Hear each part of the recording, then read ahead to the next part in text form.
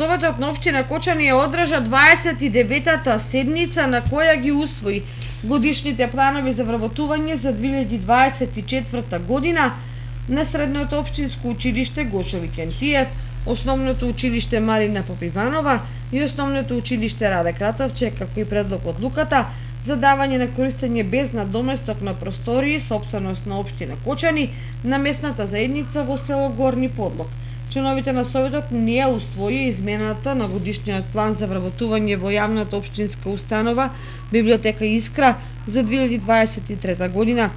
Не ги усвоија и предлог одлуките за измена на одлуките за утврдување тарифи за снабдување со вода за пиење, пречистување на отпадните води и за собирање и одведување на урбаните отпадни води на комуналното јавно претпријатие Водовод за период 2021-2023 година, како и извештаите за финансиското работење на комуналното јавно претпријатие Водовод за 2022 година и за првите 3 месеци од 2023 година. На 29-та седница едногласно беа усвоени 2 советнички иницијативи. На предлог на Жаклина Филипова Свеќаровска, Советот утврди препорака до комуналното јавно претпријатие Водовод да ги ослободи од плаќање на комуналните услуги, односно да утврди повластени цени на услугите за бранителите. Советот го усвои барањето поднесено од советникот Ивица Лазаров со заклучок да се реализира средба на граѓани од оваа улица со општинските стручни служби заради изногење решение